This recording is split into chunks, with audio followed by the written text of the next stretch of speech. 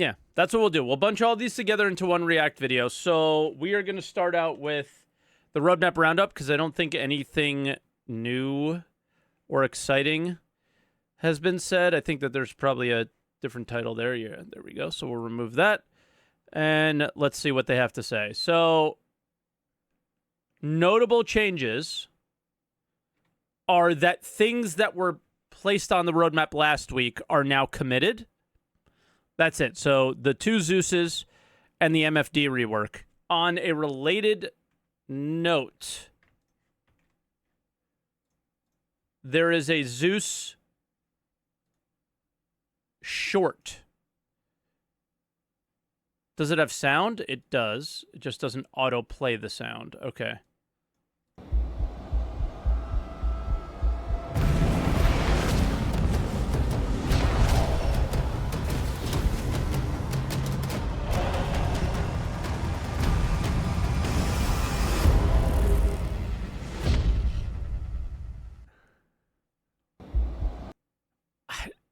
I don't know about you guys, but this ship is not doing it for me. I'll watch it again. It does. The shape of it does. Like that. The sight line of it looks cool. But when I look at it from a functionality standpoint, I'm just not seeing it. I'm not seeing it anymore. I don't know. That's me, though. All right, and then we got a monthly report. So this is probably where the meat of the episode will be. AI content. Now, this is actually worth reading, I think. September saw the AI and narrative designers continuing their work in Pyro system by setting up the spawn data and markup for the various outposts and space stations. So, yeah. Do you think they're doing that because we're actually getting 4.0 soon? Or do you think that they're doing that because CitizenCon and they want to show something with AI, maybe? I don't know. I imagine a lot of the work that's being done here is for CitizenCon and not necessarily for us. But we'll have to see. The AI, though, I will just note, I just did the server meshing test in the morning. So early morning U.S. time. It only had about 100 players on it. I was on a 30 FPS server on Yella. I went to a bunker, and it was, I would say, acceptable as far as the way it behaved and the way they behaved. More dynamic conversation to make verse bars feel more organic and alive. Okay. I wish the AI, we didn't worry about that so much right now, but sure. With the upcoming release of Alpha 4.0, the AI feature team focused on locking down existing human combat features, including the first reactions, ammo management tactics to ensure that they work consistently across a wide variety of situations. Yeah, like the AI was snappier, but I would say everything that is mentioned in this list is what kind of felt weird to me, is they were a little off and inconsistent on those kind of things. And then tech, focusing on server meshing and how AI systems and components synchronize during server transition. And yeah, it just looks kind of like that. AI character LODs, so that closer entities are more responsive. Okay, cool. And then this is what they're doing, I guess, for the game development people, I guess. Not my cup of tea. I don't really care too much about that. The animation team spent most of September on the Argo Atlas. Of course, they got to sell that, right? And then the Copian and other creatures. And I imagine the Copian is for the pet version or whatever. Starscript. I mean, Ian loves this. Apparently, this is a big deal right here for them. Good for you. I don't know. Yeah, Sam is saying he likes it. Ian saying he liked it. Super hype. All right. That is hype, I guess. We don't understand or I don't understand, but cool, you guys do. In September, the character art team progressed with the utility and specialist armor's new head for the character customizer and a test for the IAE event. Meanwhile, the character concept art team continued exploring fauna. This is literally copy and paste for the entire year. The entire year. Copy and paste.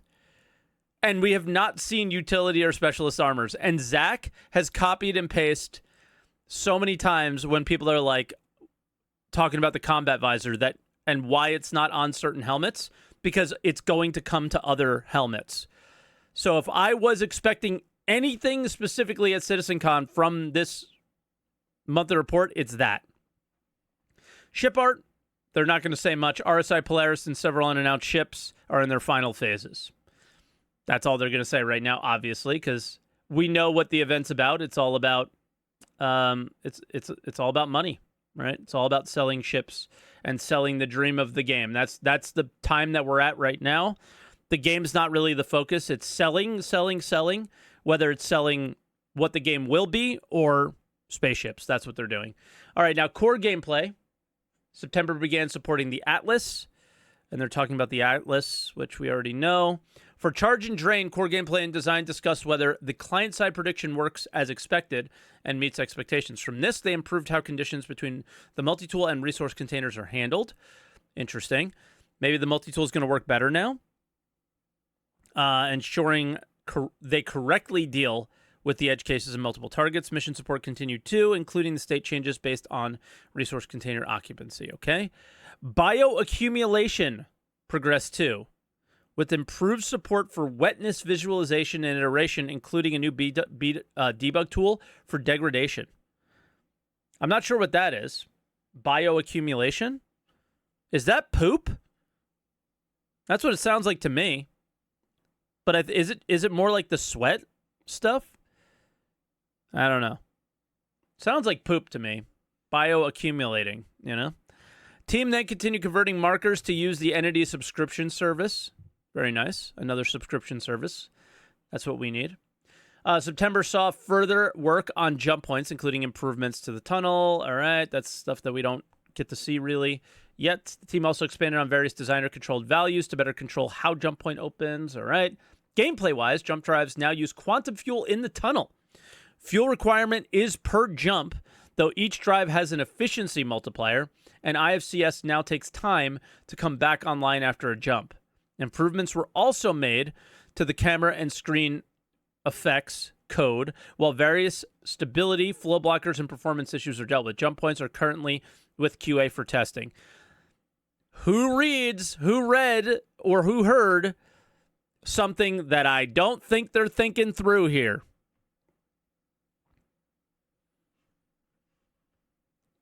IFCS now takes time to come back online after a jump. I don't know if that's a good idea. So here's how I envision what's going to happen. IFCS is how you control your ship. Here's what I envision happening. You have gate campers, but what CIG decided to do to avoid gate camps is that they were going to choose random locations around the jump point, which I imagine are not going to be entirely random. They're going to mark them up, would be my guess. I'm guessing. So if they're not marked up, ignore everything that I say. They're going to mark up, let's say 10 or so spots that are marked up for you to jump out of the gate. People will wait at those spots, wait for you to get out, and then kill you while you're just standing there. Right? So that's my first thought there. I'm sure they've thought about it too, but it's just the first thing that comes to mind that I was like, maybe we shouldn't do that. So hopefully it's random spots, but yeah, just like people do at OMs right now. It sucks kind of. But at the same time, you need bottlenecks to get caught in. So I'm not saying to change too much. You need bottlenecks so people who want to catch you can, because currently it's kind of hard to catch you, right? So there's got to be some bottlenecks. Numerous bugs were fixed for the resource network and engineering, including some relating to deleted entities not being removed correctly from the resource host. Okay. Dev solved issues with items with minimum power requirements, not correctly assigned power. Work began on item box out bindings. When clicking on items, a 3D panel view will open with its details. I wonder what that means. The team also improved the item destruction and repair behavior. When implemented, the player destroys an item, it will be removed from the network and added back in if repaired. Okay, so that's like a little optimization thing. Progress continued on radar and scanning, including Delta signatures. More Delta signature stuff. This includes a temporary AR marker that will show when detecting a Delta signature. If the contact is pinned or locked, the existing AR marker updates temporarily. New UI bindings were added to enable the designers to customize the player-facing UI. That's kind of exciting. So every time we discuss this, I always forget what Delta signatures are. I think I know what they are if I think I remember them correctly. So say you're out in the yellow asteroid belt and someone swaps from SCM mode to nav mode and you're close enough to see the signature change, then you will have a temporary AR marker that popped up that is like, hey, something just happened over here. If you want to go check it out, you can. There was a jump in signature in this area, which is pretty cool. So, like, ooh, something happened. And that can happen for AI. That can happen for players. All sorts of things like that. So that's kind of neat. The team also implemented off alerts for weapons, coolers, radar. All right. For Maelstrom, the devs provided support for triggering of particle effects alongside adding support for cinematic sequences and marking parts as critical. When a critical part reaches 0 integrity, the whole object will be disabled or destroyed. In the future, this will tie into the resource network. This is the shit I'm talking about, dude. This is a PU monthly report, and they're talking about cinematic sequences. The fuck is that? This was literally a Squadron 42 thing, but okay. The mission system refactor mentioned in previous reports continued through September. Now missions can be played through to completion using the full mission service implementation, while medical and rescue service beacons are functional using the new system too. Oh, okay. Cool. For contract prerequisites, the team added an option to set locality availability, such as landing zone, moon settlement, or distribution center. Design can now also generate multiple contracts with different overrides. Does that mean that if I'm in Stanton and I want to get a prerequisite mission, it will start in Stanton always? I hope that's what that means, because that's cool. Is it Elliot time? He is here. He was here. I don't know if he made it to when I got to his part, but the team spent considerable time in September fixing various issues for cargo gameplay. Yeah, we know. And the team is currently assessing how the development and delivery of Alpha 324's cargo feature went, including quality of life improvements they like to implement before taking the next steps. I mean, it obviously went horrendous, but also not. So, I don't know.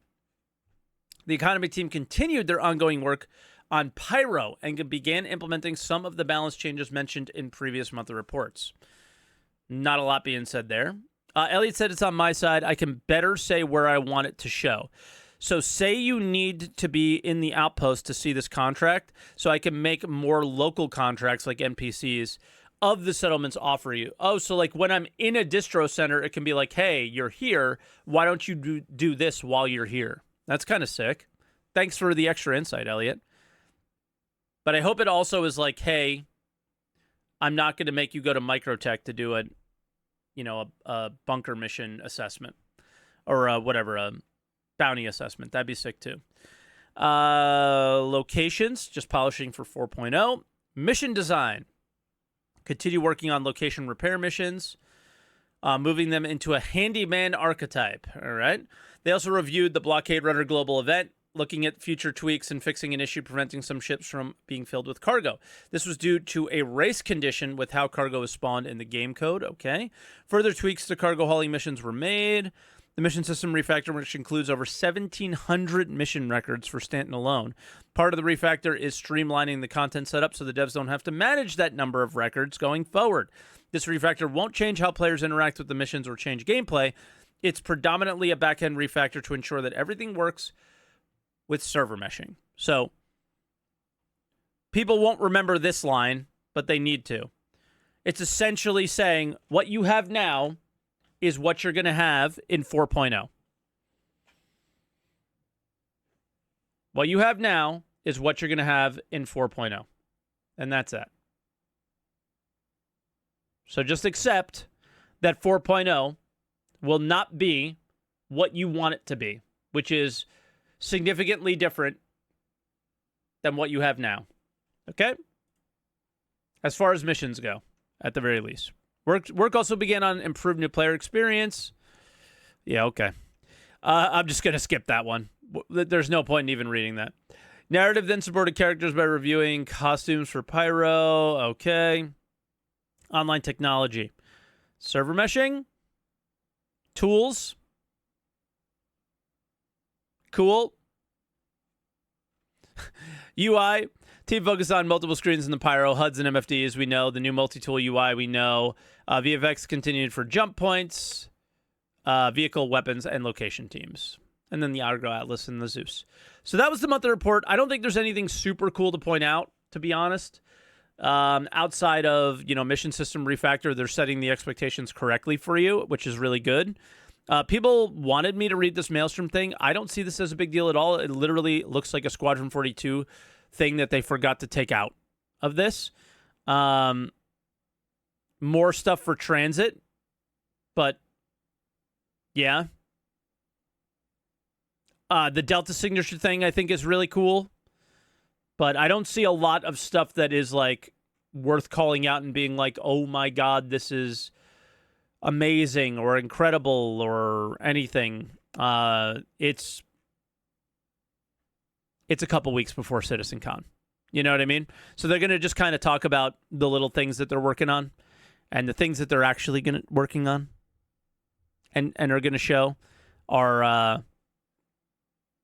not what's happening now. Okay? So that's that. That's all that.